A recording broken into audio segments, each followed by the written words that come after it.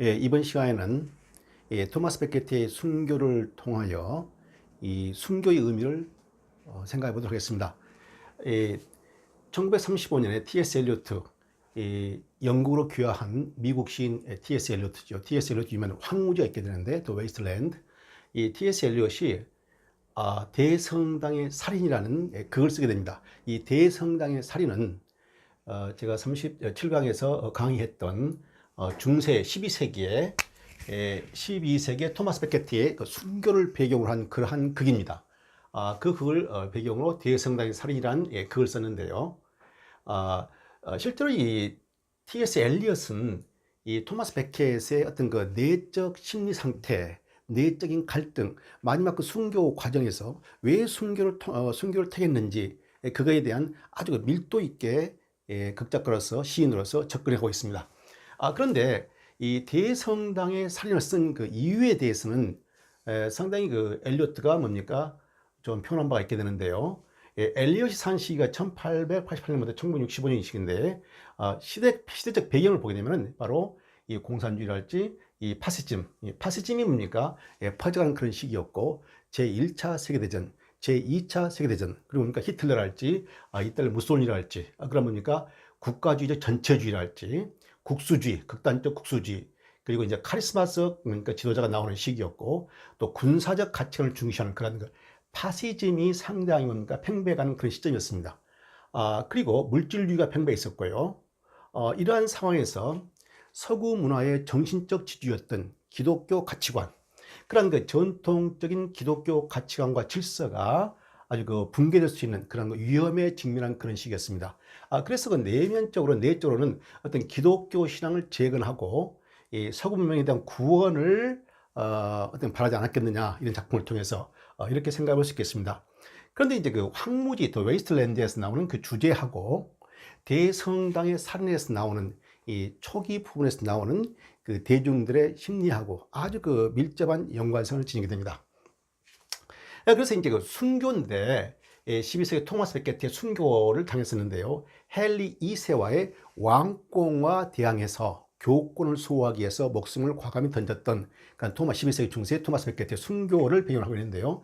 이 순교라는 의미가 신앙수를 위해 죽음을 선택하는 것. 근데 죽음을 선택하는 건데요. 어떤 willingness, 그러니까 자의적으로 죽음을 맞이하는 것, 그러한 의미가 깊게 들어있게 되는데요. 이 순교의 그 어원적 의미를 보게 되면 사실 약간 거리감이 있습니다. 그래 이제 그 순교는 원래 영어에 있어서 마트가 되죠. M-A-R-T-Y-R. 이 그리스어에게 뭔가 M-A-R-T-U-R 있게 되고, 이게 고대영어로 M-A-R-T-I-R, 마르티어 이렇게 되고요. 중세형해 가지고 역시 마르터 이렇게 되는데요. 근데 이제 그리스 마투랄지 마르터 이런 거 씁니까? 이 사실 그 올드 섹슨이랄지 올드 프리지안, 올드 하이 저만, 그러니까 오늘날 서쪽 게르만 북쪽, 독일 북부랄지 독일 서쪽, 이 덴마크 밑에 네덜란드랄지 이쪽 서부 게르만 지역의 수도과 똑같이 뭡니까 MARTIR 마르티어가 써 있습니다. 그래서 이제 어원상 갖게 되는데, 실상 그러니까 프로토 인도 유로피안, 영어가 인도 유로피안어에서 왔다고 하는데요. 이것은 프로토 인도 유로피안 PIE를 하게 되는데요. 최초의 영어의 어원을 말하는 겁니다. 최초의 영어 어원을 이제 이 마르티가 어떤 단어들하고 연관이 되느냐, 그리스어에 이런 단어하고 연관이 되고요.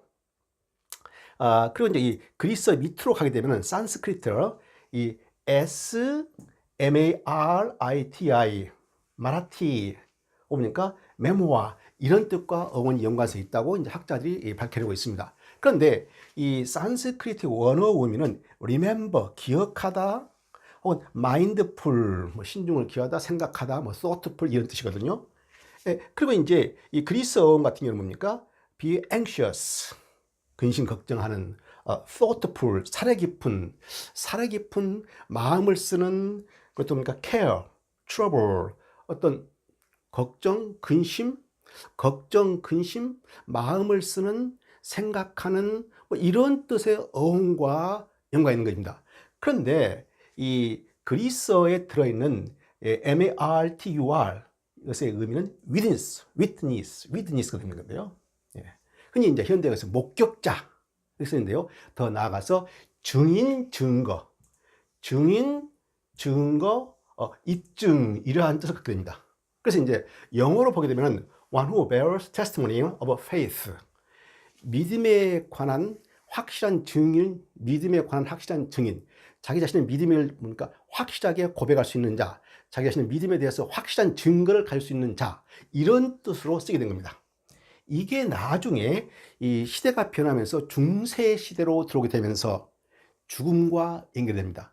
자신의 신앙을 위해서 기꺼이 목숨을 던지는 자, 이렇게 정착이 돼가는데, 원래 의미는 자기의 신념을 확실하게 입증할 수 있는 자, 이런 뜻으로 쓰였습니다. 이게 변해가지고 중세 때 죽음과 연결된 것이죠. 그래서 오늘날 그 영어에서 그 마터라는 것은 뭡니까? 죽음과 연결되는 것이죠. 신념, 신앙과 죽음. 죽음이 없는 뭡니까? 순교란 것은 있을 수 없다듯이 되는데요. 그래서 굉장히 중요한 그런 의미를 갖게 된 겁니다. 자, 그런데 이제 중요한 것은 이 대성당 살인의 시작 부분에서 중요하게 나오는데요.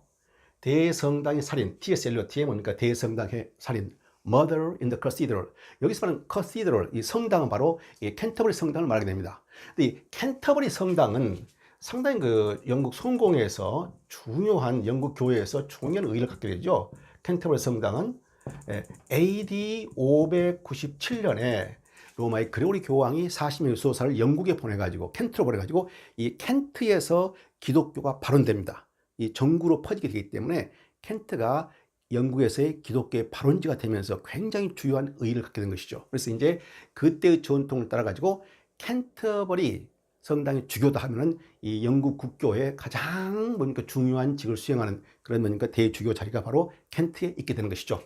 그래서 이제 이 켄터버리 성당에서 이제 이 토마스 베켓이 이 대주교를 역임하게 되는 것이죠. 대주교 역임하다가 순교를 당하게 되는 거거든요. 이 전번 강의에서 제가 말씀드렸습니다만 이 왕권에 대항해서 이제 헨리 2세가 당시의 왕이었던 헨리 2세가 이 왕권 강화를 위해서 이 종교 고난, 이 교황청의 지지를 받는 종교 고난을 뭡니까 축소하려고 합니다. 뭐 주교들의 임명이랄지, 그러니까 운영면이랄지, 수익면이랄지, 뭐 주교들 파면 같은 거랄지, 그리고 이제 교황의 탄원서를 올리는 거, 그런 것도 금지하는 거. 예, 그런 것을 뭡니까 하나의 뭡니까 법정 헌장으로 만들어 가지고 클레런던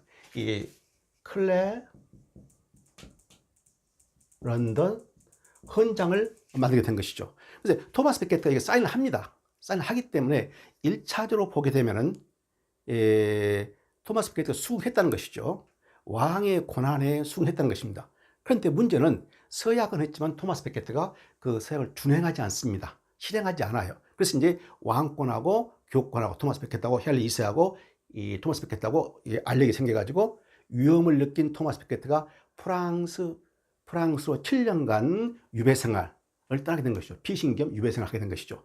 그러다가 7년이 지나가지고 그 과정에 많은 중재와 화해가 있어가지고 왕의 뭡니까 화해를 받아들여가지고 토마스 베켓가 다시 주교로 오게 됩니다. 그런 부분부터 시작되는데요. 이 대성당의 살인에 있어서 시작 부분에서 이 대중들이 나와가지고 대중들이 하는 말들이 있게 됩니다. 대중들이 대주교가 오게 되니까 어떤 반응을 보였겠는가? 실제 역사적인 상황 속에서는 이 토마스 베켓가 이 7년간 유배 생활을 끝내고 이 켄트로 돌아오게 되니까 대환영을 하게 됩니다. 많은 사람들이 나와가지고 주교의 귀환을 환영하면서 굉장히 즐겁고 뭡니까 기도하면서 즐거운 마음으로 대주교를 받게 되는 것이죠. 그런데 이 T.S. 엘리엇은 대성당의 살인에 있어서 이 장면을 바꿔버립니다. 어떻게 바꿔버린 거 아니? 그 대중들의 반응은 토마스 베켓의 귀환에 부정적인 견해를 갖게 됩니다. 현실 안주하고 종교적 신념이나 대의 등에 대해서는 무관심하는 그런 모습을 보게 됩니다. 대주교가 귀환하게 된다니까 또 어떤 그 왕과의 충돌해 가지고 어떤 피비린내는 사건이 생기지 않겠는가. 그래서 자기들은 어떻든 간에 안일하게 7년간을 지려왔는데 또 어떤 그 종교권과 왕권의 싸움에서도 또 뭡니까 피비린내 사건이 터질 것을 불안해 가지고 제발 이대로 그냥 갔으면 좋겠다. 더 이상 아무것도 바라지 않으니까 이대로 그냥 진행됐으면 좋겠다. 그러니까 험난하고 거친 세상을 살아왔는데 그렇지만 그런 삶이었지만 살아왔다 이것이죠. 차라리 눈에 띄지 않고 그냥 이대로 진행됐으면 좋겠다. 이러한 것이 대중의 반응입니다. 그런 반면 이것은 이제 실제 상황과 역으로 되어 있는 것이죠. 그런 반면 이 토마스 베케트 순교자 마음속에 뭐가 있었을까요? 이 사람은 벌써 유배 생활할 때부터 마음이 굳건하게 결심이 서 있었던 것이죠. 왕권과는 결탁하지 않는다.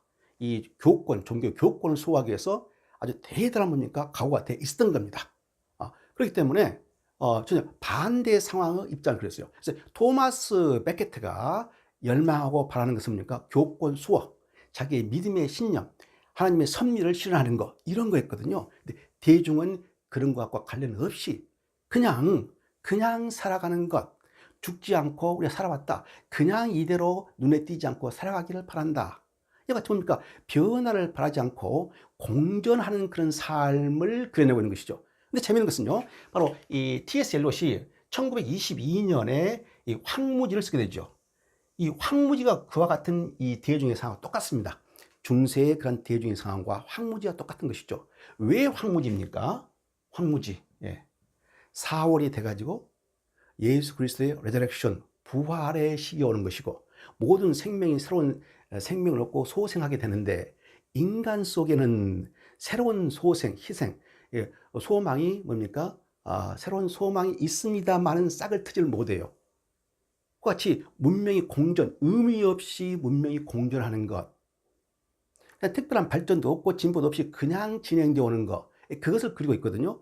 마비 현상, 의식의 마비 현상을 그리고 있는데 그와 같은 생각이 바로 다시 대성당 살인 첫 번째 토마스 베케트 귀환에 대해서 사람들이 생각하는 대중의 반응을 그대로 보여주고 있게 된 것입니다. 그러니까 이것을 어떻게 보면 이런 기독교 전통적 기독교 가치가 무너지고 있다. 뭐 20년, 30년, 40년 뭐 이런 때 그리고 그 당시 상황을 또 대변하고 있는 것이죠. 그래서 이제 그걸 보여주고 있게 되고요. 그 다음에 이 4명의 유혹자가 등장이 됩니다. 그게 있어요. Tempters, 4명의 유혹자인데요. 이 4명의 유혹자는 바로 토마스 베케트가 다시 주교로 귀환해가지고 주교기를 보면서 이 왕을 지지했던 겁니까 주교들, 성자들 파면하게 됩니다.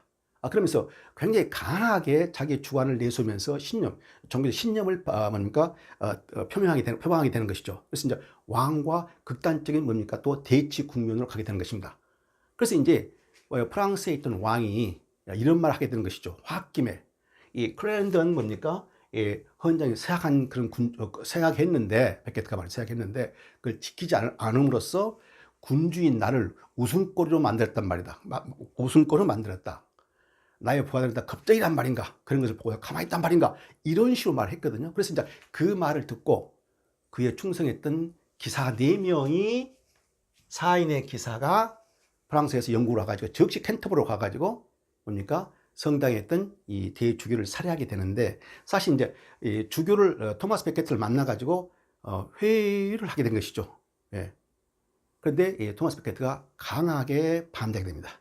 강하게 거절하면서 반대 의사를 분명히 표명하고 이 교권에 대해서는 어떤 세속의 고난도 침해할 수 없는 것이다. 신령한 하나님의 이 책이기 때문에 세속의 고난이 침입한다는 것은 용납할 수 없는 것이다. 이런 견을 지녀가지고 더 이상 설득이 안 되니까 이 사인의 기사가 베케트의 목을 쳐가지고 죽이게 된 것이죠. 그래서 이제 대성당의 살인이란 그 배경이 되는 것이고, 그러니까 토마스 베케트가 순교자가 되게 되는 것이죠. 그래서 이제 4명의 유혹자라는 것은 이제 극에서 4명의 유혹자가 나오게 되는데 이 4명의 유혹자가 바로 이 사인의 기사를 의미하지 않느냐 이렇게 되는 거고요. 또한 이제 4번에 걸쳐서 토마스 베케트가 이 항목별로 4번에 걸쳐서 유혹을 받게 됩니다. 이러한 현상은 예수 그리스도가 40일간 광야에서 금식을 하고 이제 나와 가지고 악마로부터 3번에 걸쳐서 유혹을 받게 되죠. 그게 이제 마태복음 4장 1절부터 8절이랄지 8장이랄지 마가복음, 누가복음에 나오는 예수의 뭡니까? 악마로부터 사탄으로부터 유혹의 장면이 되겠죠. 첫 번째 뭡니까? 이 빵을 줄 테니 이 빵을 돌로 그러니까 이 돌을 빵으로 만들어 봐라. 기존에 하셨다면 돌을 빵으로 만들어 봐라. 그러니까 예수 그리스도의 말이 이 빵만으로 사는 것이 아니고 하나님의 말씀으로 살아야 할 것이니라. 그래서 이제 첫 번째 유혹을 물리치게 되죠. 두 번째는 뭡니까? 높은 곳에 올라가지고 이거 뛰어내려라. 그럼 천사들이 너를 받들어 줄 것이다. 그러니까 역시 뭡니까? 하나님을 시험하지 말라 하면서 또 refuse, 거절하게 됩니다. 세 번째는 이 천하 만물을 보이면서 나에게 악마한테 경배하라. 그럼 천하 만물을 주겠다. 그러니까 오로지 하나님만 모시고 섬겨라. 이렇게 하면서 세 번 다 거절하게 됩니다. 그래서 이제 대성당의 살인에 있어서는 이 네 명의 유혹자가 이와 같은 것들을 의미하는데 이 네 가지를 다 토마스 베케트가 거절하게 됩니다. 그래서 순교로 가게 되는 것이죠. 그런데 이제 이 부분이 바로 이 네 가지 네 가지 요소들이 바로 이 토마스 베케트의 일대기하고 토마스 베케트의 신념하고 토마스 베케트의 이 행동 철학하고 일치됩니다. 그러한 것을 T.S. 엘리어트가 잘 정리한 것 같습니다. 제 생각에는요, T.S. 엘리어트가 이 토마스 베케트의 뭡니까? 많은 자선 작가들 쓴 글을 읽었고, 당시의 시대 상황을 연구를 많이 했다라고 저는 생각합니다. 그걸 분석해가지고 이 토마스 베케트의 마음속으로 들어가가지고 작가들이 쓰는 뭡니까? 감정이입. 그걸 통해가지고 분석해가지고 대성당의 살인을 썼다고 하게 되는데요. 첫 번째 유혹은 첫 번째 유혹은 뭘 상징하는 거 아니요? pleasure, 쾌락을 상징하게 됩니다. 쾌락. 여기서 중요한 것은요, 이 쾌락하게 되면 세속의 감각적인 쾌락, 즐거움을 말하는 것인데 그것뿐만이 아니고 더 중요한 것은 지적 유희도 들어있다는 것이죠. 지적 유희, 감각적 쾌락 플러스 지적 유희. 이제 작품 속에서는 위트, 재치랄지 기지, 재치, 와인, 술, 그 다음에 위스덤이 들어있게 됩니다. 그래서 이제 wit, wine, wisdom 보십시오. 기지, 재치, 대화, 재밌는 대화, 사교성, 와인, 술, 쾌락을 말했죠. 그 다음에 wisdom, 지혜. 이와 같은 것을 상징한다 이것이죠. 다시 말해서 wit, wine, wisdom 이런 것에 감각적 쾌락과 지적 유의를 지속하거라. 거기에 빠져버려라 이것이죠. 빠져버리면 왕과 불화를 하지 않기 때문에 순교를 당하지 않는다 이것이죠. 그래서 세상의 쾌락, 이런 지적 유에 빠져버려라. 이렇게 다가오게 되는 것이죠. 그래서 이제 이러한 것은 뭡니까? 토마스 베케트가 거절하게 된 것이죠. 그 다음에 이제 이 두 번째 유혹은 뭘 상징하는 거 아니? 세속의 권력을 상징하게 됩니다. 세속의 권력. 그런데 이제 이 첫 번째 쾌락이 있었어요. wit, wine, wisdom 했는데요. 실제로 토마스 베케트가 젊었을 때 감각적인 쾌락도 중시했고 호방했고 무인 기질에 호탕한 그런 성질이었고 친구들을 좋아했고 그리고 아주 기억력이 좋았고 아주 재치 있는 지적인 대화를 많이 했습니다. 공부를 많이 한 사람이거든요. 당대의 그 기준으로 봤을 때도. 그렇기 때문에 그러한 세속에서 흔히 볼 수 있는 흔히는 아니겠습니다만은 지적인 뭡니까? 양식을 갖춘 사람. 동시에 뭡니까? 멋있는 세상적인 쾌락도 즐길 수 있는 사람. 겸비한 사람이었거든요. 그래서 그러한 시기로 다시 가거라. 거기에 몰입하고 살아라 하고 유혹하게 되는 것이죠. 그것을 거절하게 됩니다. 두 번째, 이 세속의 권력입니다. secular power, authority 그런 말인데요. 근데 이 세속의 권력이라고 되어 있습니다만은 이것은 단순한 개인적 명예 추구가 아니라는 것이죠. 단순한 개인적 명예 추구가 아니고 선한 정치, 공의의 정치, 공명정대하고 선한 정치를 베풀어 가지고 악한 자들을 뭡니까? 처단하고 약한 자들을 약자를 구제하고 공익을 실현할 수 있는 그런 뭡니까? 선정을 베풀 수 있는 그러한 뭡니까? 세계로 가거라. 그러한 것을 가거라 이것이죠. 이것은 말이죠. 바로 이 토마스 베케트가 이 캔터버리의 대부제가 돼가지고 그 다음에 6개월 만에 대법관으로 임명이 됩니다. 그런데 대법관이 임명이 돼가지고 당시 헨리 2세의 최측근이 돼요. 그래서 이제 뭡니까? 종교 업무뿐만 아니고 세속의 정치, 행정 업무도 보게 됩니다. 이 법치 규를 완성하는데 헨리 2세에 많은 조언을 주게 되고 협조하게 되고 봉건 귀족들을 제압하는데 기여하게 되고 군사 훈련까지 장악하게 됩니다. 그래서 이제 그러한 약자 구제랄지 선정을 베풀어 가지고 공익을 실현할 수 있는 그러한 세속의 권력을 탐하는 것을 상징하게 되는 것이죠. 그러한 세계, 그러니까 대법관이었던 그러한 시기로 계속 가거라 라는 유혹이 있는 것이죠. 거기에 거절하게 됩니다. 왜 거절하느냐?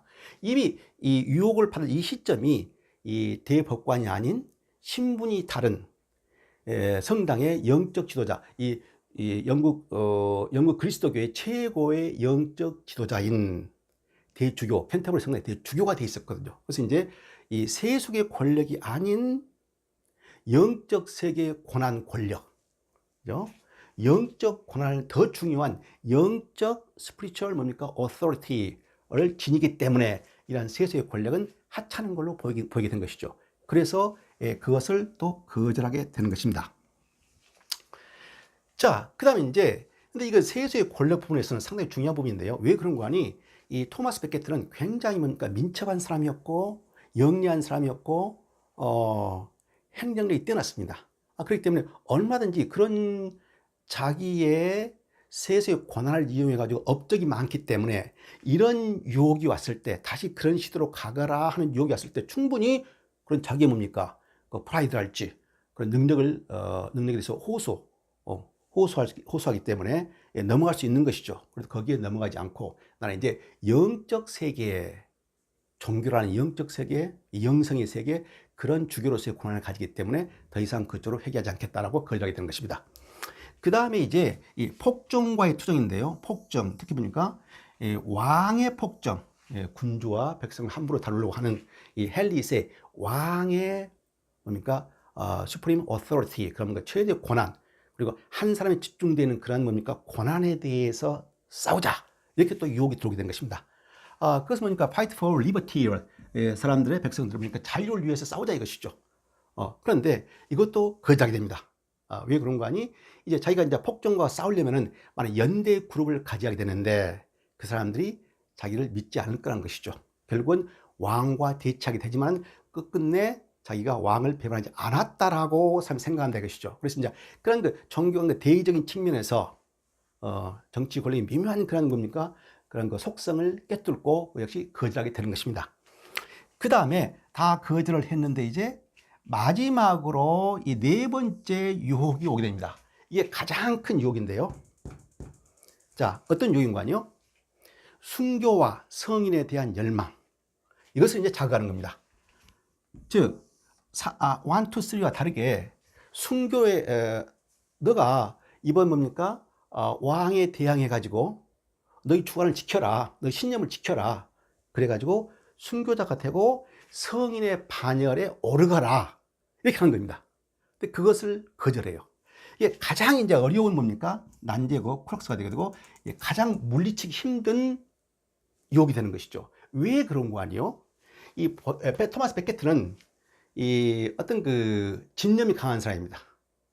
성취욕이 강한 사람이고 자기 과시욕이 강했던 사람이고 굉장히 그런 면에서 뭡니까? 철두철미하게 그러니까 확정된 행동치를 지닌 사람이 되죠. 그런데 이런 사람이 세속의 권리를 탐하게 되고 과시욕을 발휘하고 했던 그런 사람인데 이 대법관에서 세속의 권력의 뭡니까? 권자에서 물러나가지고 이제 영적 세계의 뭡니까? 권자, 영적 세계의 종교적인 지도자로서 탈바꿈하게 되는 것이 대주교가 되는 거거든요. 근데 이 세속의 권자에 있던 사람이 영적 세계에 커다란 권한을 지닌 이 대주교가 되니까 최고의 성직자가 되니까 이 사람의 태도가 180도 달라야 됩니다. 과시욕이 강했고 셀피시, 자기 이기적 목적이 강했던 사람이 경건과 아주 이해하기 힘든 그런 경건한 모습을 보이게 되고 그다음에 금욕주의자로 변하게 됩니다. 그래서 주위에 있던 사람들이 친구들이랄지 이런 사람들이 그러한 모습을 보고 깜짝 놀래요. 어떻게 사람이 저같이 한순간에 바꿀 수 있게 되는가? 그런데 확실하게 대주교가 된 이후부터는 이같이 경건, 그리고 말씀 전하기, 그다음에 묵상, 금욕주의, 사치를 많이 했고 돈 쓰기를 좋아했고 했던 그런 사람인데 그런 것을 한순간에 끊어버린 겁니다. 그래서 거의 뭐 완벽에 가까운 성직자의 모습으로 탈바꿈하게 되는 것입니다. 이러한 그 모습에 대해서 이제 학자들은 자기 몰입이 강한 사람이다. 그러니까 세속에 있을 때는 대법관으로서 자기의 뭔가 성취를 완성하고 완벽하게 능력 있는 대법관으로서 능력을 다 과시한다 이것이죠. 온통 그쪽에 몰두해가지고 왕을 도와서 왕편에 서가지고 이를 완벽하게 처리해나간다는 것이죠. 딱 이런 사람이 대주교가 되니까, 성직자가 되니까 이제 완전히 과거는 단절해버리고 성직자에서 온전한 그런 품성을 지니면서 행해 나간다는 것이죠. 이것은 이제 잘못 이해하게 되면은 일단 그 뭡니까? 마음을 바꾸고 표리부동한 사람이 아니냐 하게 되는, 그게 아니고, 약간 그 완벽을 향해서 주어진 태도의 입장에서, 상황에서 자기의 완벽성을 향해서 나간다는 것이죠. 근데 이 상황이든 세속의 상황이든 종교의 상황이든 하여간 이 사람은 집념의 사람이고 신념이 강한 사람이고 프라이드가 강했던 것이고, 자기 뭡니까? 이기적 목적인가 모르겠습니다만 그런 목적성이 뚜렷했기 때문에 순교를 한다 할지라도, 자, 왕에 대항해 싸우다가 죽었다. 그럼 순교를 당할 것이다. 성인의 sainthood, 성인의 반열이 올 것이다. 그러고 너는 그걸 하거라. 라고 이제 유혹이 오게 되는 것이죠. 그러니까 이러한 유혹이 토마스 베케트의 마음을 흔들었을 가능성이 많지요. 그런 성향이 내재해 있었기 때문에 이것을 거절합니다. 왜 거절하느냐? 자, 베케트의 자부심과 이기심을 자극했을 그런 유혹인데요. 순교는 하나님의 의지 속에서 굴복하고 자신의 의지를 포기하는 것이다. 순교란 것은 자신의 의지를 포기하고 하나님의 의지에 굴복하는 것이고, 순교자가 된다는 영광 자체도 바라지 않아야 하는 것이다. 자신을 위해 어떤 것도 열망하지 않으며 내가 이와 같이 싸우다가 목숨을 잃어가지고 내가 순교자가 될 것이다, 그런 것조차도 의식하지 말고 열망하지 않아야 된다는 것이죠. 오로지 하나님의 도구로서 하나님의 뜻에 순종해서 간다는 것, 그리고 순교자가 된다는 영광 자체도 바라지 않아야 된다, 이것입니다. 이게 이제 굉장히 의미가 있는 것인데요. 네. 우리가 이제 많은 우리가 역사상에서 순교자들을 보게 되는데, 그들 중에 대부분 사람들은 이제 그 종교적인 순교 관점에 봤을 때 바로 이러한 뜻을 가졌겠죠. 하나님의 뜻을 받아가지고 하나님의 섭리 속에서 자기 자신의 의지를 버리고 오로지 하나님 영적인 세계만을, 구원 세계를 바라보면서 순교를 가는 것, 이렇게 되지만은 개인 중에는 아마도 자기가 이런 고난을 통해서 순교자의 반열에 오를 것이다, 인간적인 열망이 있었겠죠. 그런 부류가 있었을 거란 말이죠. 다는 아니지만은. 그러니까 이전까지의 토마스 베케트의 일대를 봤을 때, 품성을 봤을 때 충분히 그러한 것이 내재해 있을 것이라고 이 T.S. 엘리엇은 생각할 수 있는 것이죠. 그런데 그것을 딱 뭡니까? 토마스 베케트는 딱 끊어버립니다. 그러니까 변화된 모습을 보여주고 있게 되는데요.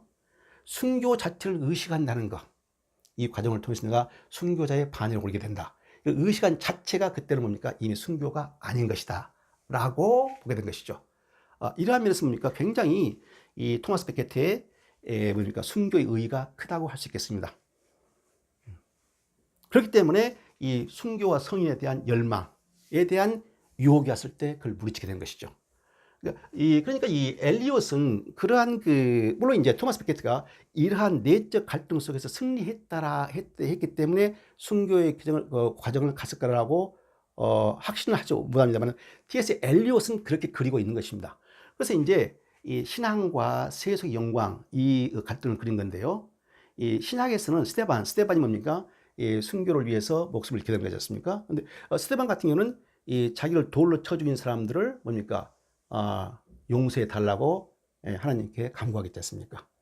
그런 자체가 상당히 뭡니까? 그 순교의 그 진 의미, 참 의미를 알 수 있는 건데요. 그런데 토마스 베케트 같은 경우는 이와 같은 세속, 실제적인 역사적인 관점에서는 헬 이스가 끊임없이 뭡니까? 회유하고 중지하게 되는 것이죠. 협박, 회유 이렇게 되는데 그것을 단호하게 거절하는 겁니다. 왜 거절했을까요? 자기가 믿어왔던 신앙, 이것을 세속의 고난, 세속의 힘과 결탁하게 되면 자기의 존재 가치가 무너지게 된 것이죠.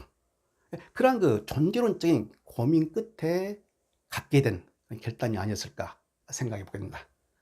자, 그리고 이어서 이제 다음 강의에서는 이 아주 비슷한 상황이 왕권과 뭡니까? 신앙권, 종교권하고 투쟁이 있게 되는데, 그게 바로 뭡니까? 순교자가 되는 건데, 이 시대가 지나가지고 이제 이 16세기 때 헨리 팔스가 있습니다. 헨리 팔스가 아주 강한 뭡니까?